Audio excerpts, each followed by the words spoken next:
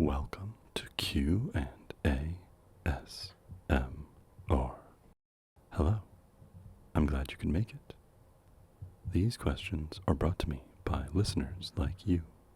Please sit back, relax, and enjoy. This question comes from SkyGuy91. What is a portmanteau? Oh, this one I know.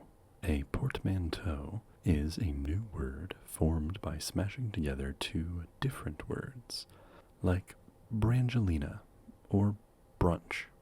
Let's see if I missed anything from the official dictionary definition.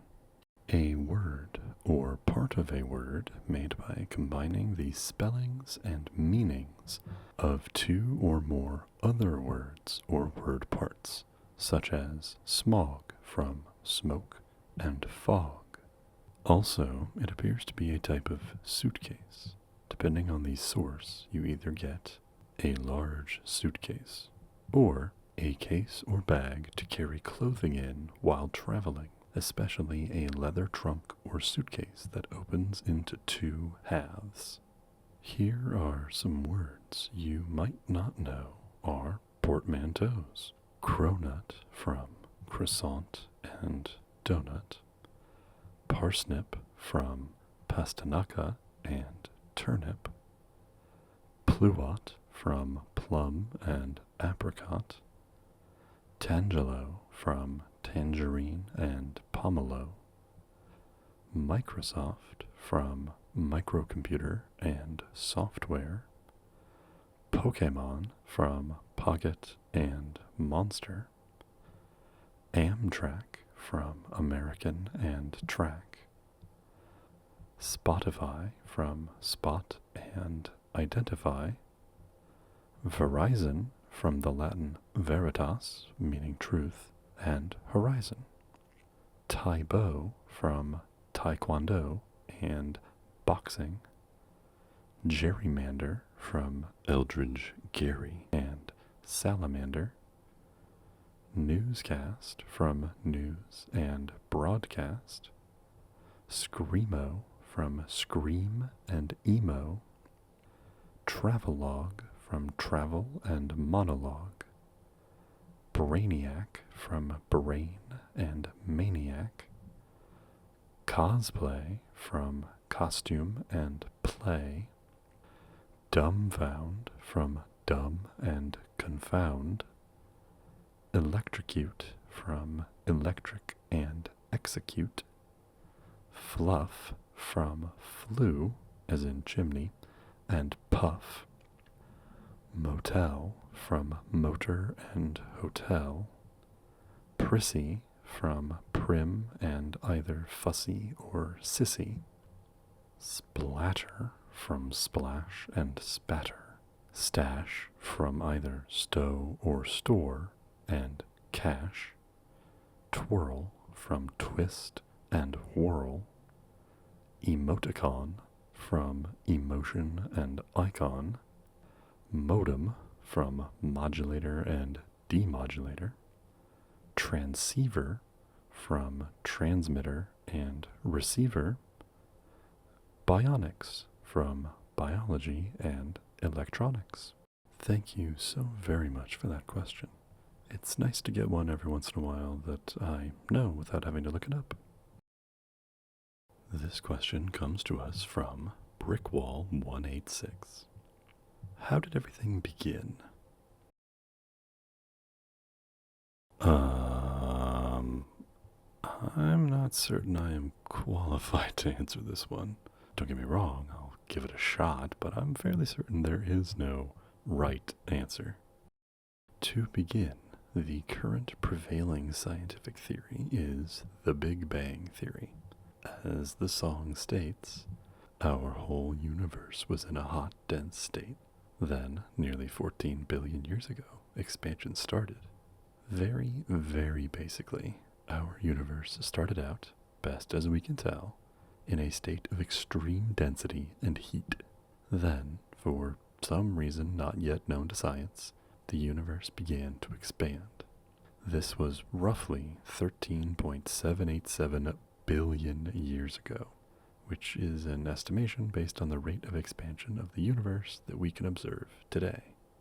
As these very hot quarks and stuff began to cool, they formed protons and neutrons, which began to cool more and stick together, becoming the first, simplest atoms. Eventually, electrons joined in the mix, and atoms as we know them became formed. As time went on, these gases condensed together into stars and planets, and, well, the rest is history. The previous scientific theory that the Big Bang replaced is the steady state model. This theory suggests that the universe, while expanding, is unchanging due to a continuous creation of matter. This theory also suggests that the observable universe is always the same at any time and any place. To the point of your question, this theory states that the universe didn't so much begin as much as it always was. And now we get to the trickiest part of this answer, religion. There are far too many religions out there in the world for me to do an in-depth discussion about how each one believes the world to be made. Wikipedia's list of creation myths breaks them down by category, so I'm going to do my best to discuss each category of creation. Wikipedia's list is alphabetic, so I'll be going through them in the same way. Creation from chaos. The most widely known creation from chaos sect would be the ancient Greek cosmology. In fact, the word chaos originates from the Greek word meaning emptiness, vast void, chasm, or abyss. In these cosmological ideals, the divine being or beings came from this emptiness, space, or infinite darkness, and created the universe as we know it. Earth divers. This story deals more with the creation of Earth than it does with the creation of everything, but it focuses on a being of some kind being instructed to dive into the ocean to pick up rocks or grains of sand to form land out of. This land becomes the island or land that humans first come to and eventually creates the whole Earth. The Cherokee and the Iroquois appear to be the most widely known cultures to have this belief. Emergence. In the emergence story, humanity existed in a place before the Earth and literally emerged from there into the world as we know it. The Mayan culture is the most widely known culture to espouse these beliefs. Ex nihilo, or more formally, creatio ex nihilo, or in English, creation from nothing. This is the story most listeners are probably familiar with. There was nothing, and from nothing, God or gods created all there is and ever will be. This is the story we hear in Christianity, Islam, Judaism, and so many more religions. World Parent. There appear to be two versions of the World Parent story. In the Parents version, humanity is born from the union of two primeval beings. In many versions of this story, they are the earth and the sky coming together to create everything in between. In the Parent version, these same things are created from pieces of a single entity, transforming in their removal or sacrifice into the earth, the sky, humans, and the like. While this story is also seen in Greek cosmology, the Norse creation myth also features a world parent. As you can see, there is a categorical similarity between the scientific theories and the religious stories. In the Big Bang theory, there was nothing, and then there was everything, just as in the creation from chaos or creation from nothing myths.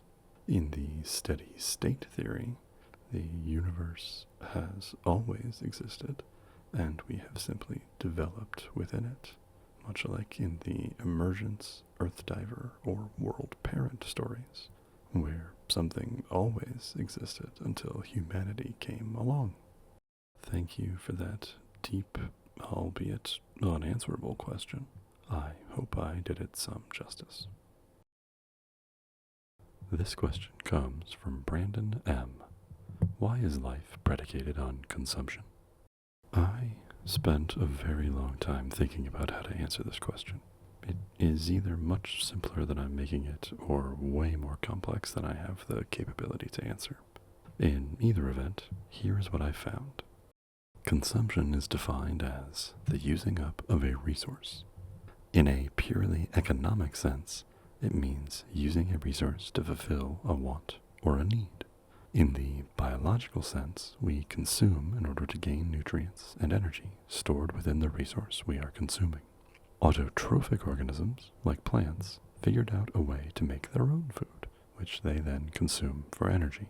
Heterotrophic organisms, like animals, cannot make our own food and so need to consume others for our energy.